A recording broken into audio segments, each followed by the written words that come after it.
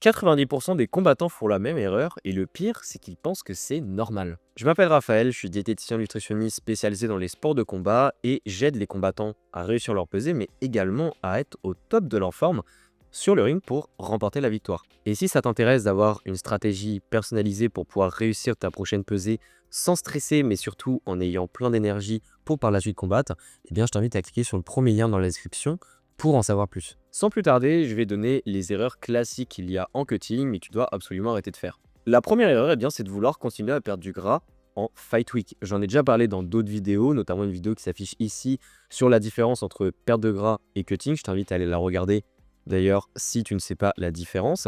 Mais ça sert à rien et c'est surtout contre-productif de vouloir continuer à perdre du gras durant la fight week. Parce que déjà, tu vas devoir continuer à être en déficit sévère, ce qui va forcément te fatiguer en plus du cutting que tu vas devoir faire par-dessus si tu as beaucoup de poids à perdre.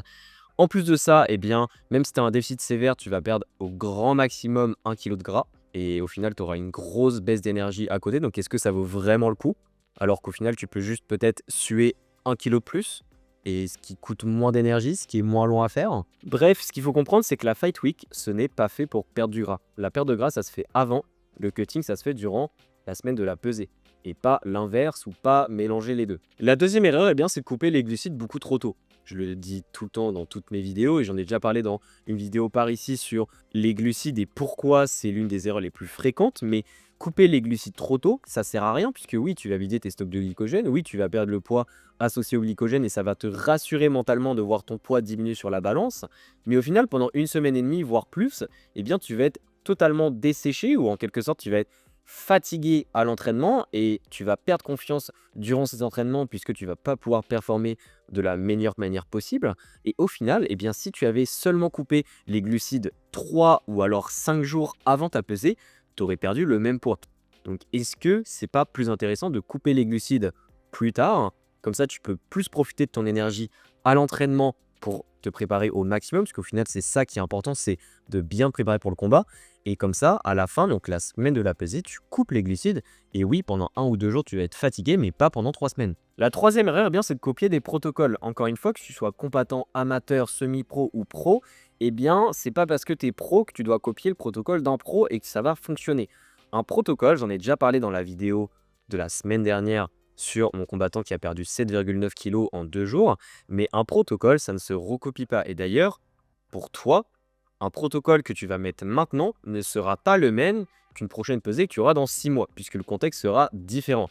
Et il faut comprendre qu'un protocole, si tu le recopies, il y a de fortes chances que déjà ça ne marche pas, et qu'en plus de ça, si tu n'es pas conscient de ce que tu fais, tu mettes ta santé en péril et aussi tes performances à côté. Donc est-ce que ça vaut le coup? La réponse est non, et donc je t'invite à penser 2 fois avant de faire quoi que ce soit. Et la quatrième erreur, eh bien, c'est de penser que la balance, c'est équivalent à la composition corporelle.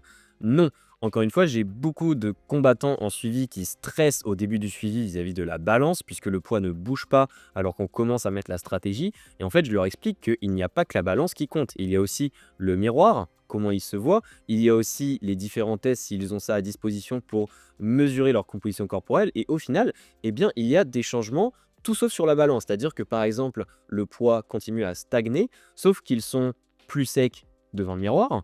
Également, s'ils ont une balance indépendance pétrie, bon, c'est pas la meilleure fiabilité, mais c'est toujours ça de prix. Ou alors d'autres tests de composition corporelle, eh bien, ils voient que la masse grasse diminue. En bref, la balance parfois ne bouge pas, alors que ta composition corporelle bouge dans le bon sens pour justement mieux préparer ta pesée. Mais sauf que la balance, je l'ai déjà expliqué dans d'autres vidéos, mais la balance peut bouger pour beaucoup de choses.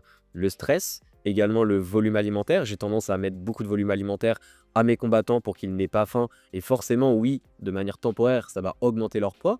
Ou alors, il y a la rétention d'eau. Bref, il peut y avoir beaucoup de choses. Mais il ne faut pas que se fier à la balance. Et ce qui est important de comprendre, c'est sa composition corporelle et à quel point c'est important pour bien préparer une cut et une pesée de manière globale. En bref, si tu paniques à chaque fluctuation de poids, tu fais n'importe quoi. Je le répète tout le temps, mais les combattants qui arrivent au mieux leur pesée, eh bien c'est ceux qui perdent le gras en avance, qui ensuite préparent leur cutting la semaine de la pesée. Donc autrement dit, ils préparent le cutting évidemment avant la semaine de la pesée, mais ils font le cutting durant la semaine de la pesée. Et puis ils utilisent avec le bon timing les différentes stratégies possibles que j'ai déjà parlé dans ma chaîne. Donc je t'invite à regarder les différentes vidéos sur le sujet.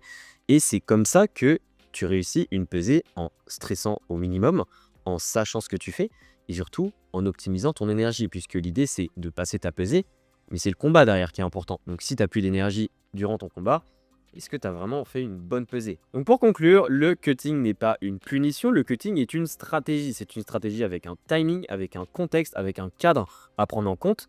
Et en prenant ces 3 facteurs et en ajustant la stratégie globale par rapport à ces 3 facteurs, eh bien c'est comme ça que tu peux optimiser tes résultats. Donc si tu es perdu et que tu ne sais pas trop par où commencer, je peux essayer de te guider, de mieux comprendre ta situation justement pour voir où tu en es et pour te donner des conseils sur OK, quelles sont les prochaines étapes pour réussir ta prochaine pesée. Eh bien je t'invite à cliquer sur le premier lien dans la description de la vidéo et tu pourras en savoir plus pour qu'on puisse en discuter ensemble.